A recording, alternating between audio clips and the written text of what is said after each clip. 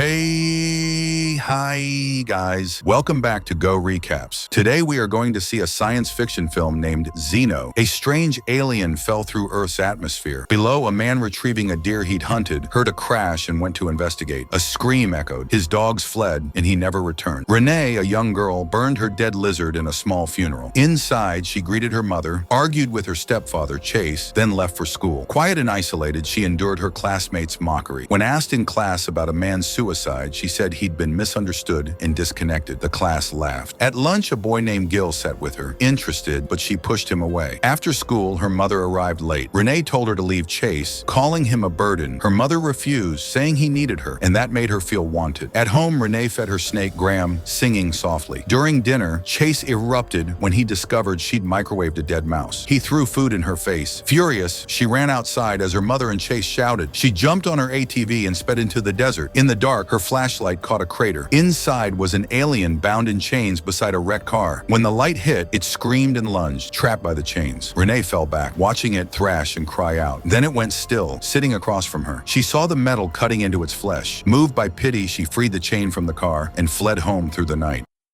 The next morning, she couldn't stop thinking about it. On her way to school, helicopters swept across the sky. In class, she made a list of supplies to help the alien. After school, she asked Gil for a camera and persuaded him to lend it. At home, Chase tried to make peace, but she brushed him off. Gathering her gear, including Gil's gun, Renee set out again. At the crash site, she searched the wreckage until she found the alien lying still. She set up the camera, recording a message for her mother in case something happened. When he didn't move, she freed the chain from his leg and turned to get the camera for a close-up. Suddenly, he lunged. She fell frozen. The alien screamed, then stopped without hurting her. Realizing he wasn't hostile, Renee spoke to him, offering an apple he refused. Helicopters thundered overhead, and she warned him the people in them were dangerous. Later at home, she watched the footage, stunned by what she'd captured. Remembering she left the gun, she went outside and found the alien hiding near her house. Alarmed, she whispered that if anyone saw him, they'd attack. Together, they went into the desert to retrieve it. As they walked, he suddenly vanished. She screamed. In an instant, he reappeared, screamed, and a beam of light shot from his mouth to her face, binding them in a mysterious connection. At dawn, she woke to find him still there. Relieved, she hugged him and led him home, sneaking him into the basement and telling him to stay hidden. Meanwhile, detectives searched the crash site. Renee skipped school. After her stepfather and mother left, she called her mom to ask when she'd returned, then brought the alien upstairs. She showed him around and offered food, but he refused. Renee introduced him to her pets, warning him not to eat them because they were his friends now. She named him Croak and played her guitar. As music filled the room, his scales trembled. Gently, she promised to protect him.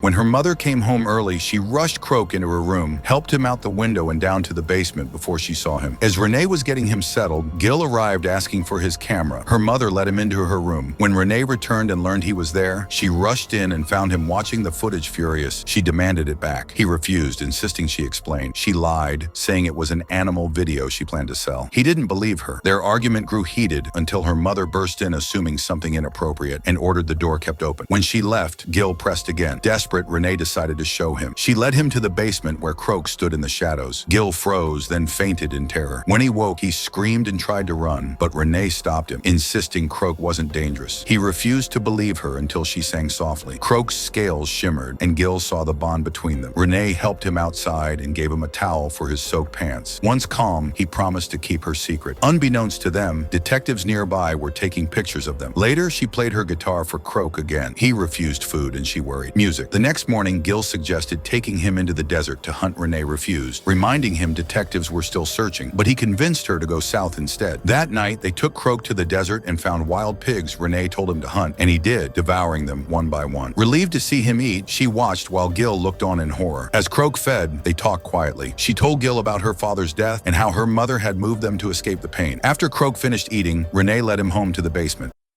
In the living room, she found Chase drunk. Their talk turned into an argument. He accused her of disrespect. When she tried to leave, he grabbed her, and the fight turned physical. Below, Croak sensed her fear. As her mother ran in to stop them, Croak slammed the basement wall, shaking the house. Her mother froze, thinking it was an earthquake. Then silence fell. When it ended, her mother kicked Chase out and tried to comfort Renee. She pushed her away and ran to the basement, shouting at Croak never to do that again. They sat quietly until their anger faded. The next morning, an agent investigating the crash stopped Renee and said they needed to talk. She told him to speak with her mother, but he insisted reluctantly. She got in his car. He brought up a gun found at the crash site registered to her stepfather. Renee said it was Chase's and that her mother had left him. The agent noted her fingerprints were on it. She said she'd been practicing shooting. He told her it wasn't illegal, but believed she knew more, handing her his card before letting her go. Later, her mother called a plumber to fix the water. When he went into the basement, he found Croak. Startled, he swung a tool, hitting him. Croak lashed out. The plumber fled, bleeding, called 911, and crashed his car. After school, Renee's mother picked her up. They argued. Renee accused her of refusing help since her father's death. Her mother said she'd sold their old house because she couldn't afford their bills. At home, her mother mentioned that the plumber, who had been fixing their water, had vanished and hadn't answered later. She told Renee to use bottled water. Panic hit Renee. She ran to the basement and found Croak trembling in the blood-splattered shadows. Heartbroken, she told him he couldn't hurt anyone again and decided to move him somewhere safer.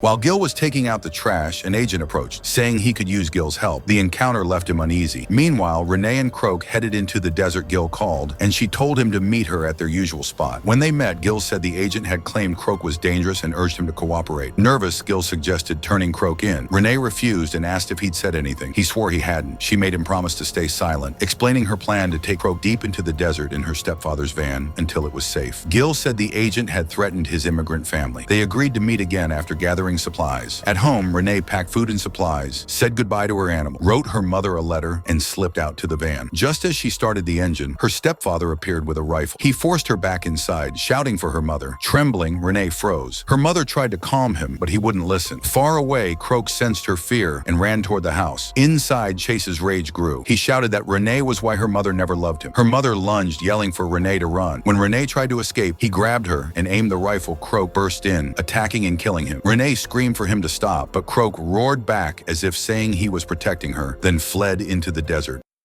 Moments later, Gil arrived and saw the aftermath. Horrified, he vomited. Renee grabbed her bags to follow Croak, but Gil stopped her, saying it was over. When she demanded what he meant, he confessed he told the agents everything. As she turned to flee, the agent appeared and shot her ATV tire. They captured Renee, attaching wires to her head to study her link with Croak. As agents watched, the lead agent approached, apologized coldly, then broke her finger. Out in the desert, Croak felt her pain and charged toward her. When he arrived, the agents fired a freezing weapon, freezing his body. Renee screamed for them to stop, shouting that they were killing him, but no one listened. They loaded Croak into a transport and took him to a secure facility while Renee was moved to an interrogation room. When the agent returned, Renee glared through tears, calling him cruel and unforgivable, then spat in his face. He wiped it away and said she didn't understand, claiming the creature was dangerous. She said that Croak wasn't a monster, he was her friend. He told her to cooperate, warning that Croak's kind had been sent by beings far worse, and that compassion could doom humanity. For all the horrible things they've already done, Renee refused. His tone turned cold as he threatened her, saying he would make her life miserable if she didn't cooperate.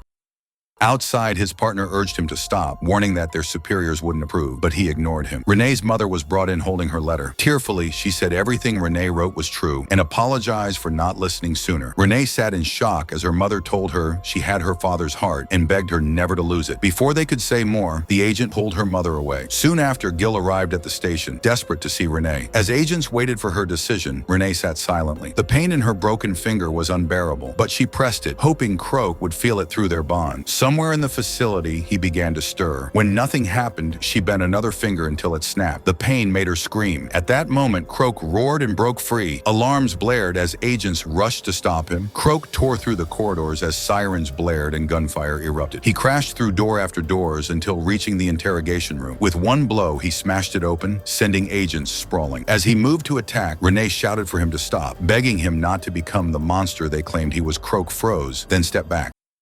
Renee grabbed keys from a fallen agent and freed herself. They burst outside and she led him toward an agent's car. Inside, the lead agent grabbed his rifle and ran after them. At the same time, her mother escaped her holding room and froze at the sight of fallen officers. Outside, Renee had almost reached the car when the agent appeared with his gun raised. She ducked behind the vehicle, shouting for Croak to stay down, but he wouldn't. Bullets tore through the air as he fired. Croak rose to protect her. The agent emptied his rifle into Croak's chest, but Croak kept moving, striking him down before collapsing beside him. Renee ran to his side, sobbing as yellow blood spread across the ground. Her mother rushed out and held her while Croak lay motionless. Later, Renee sat on the porch, softly playing her guitar, while her mother cooked inside. The music drifted through the still desert airing. In a sterile lab, scientists gathered around Croak's body. As they spoke, he regained consciousness, and a piercing scream filled the room.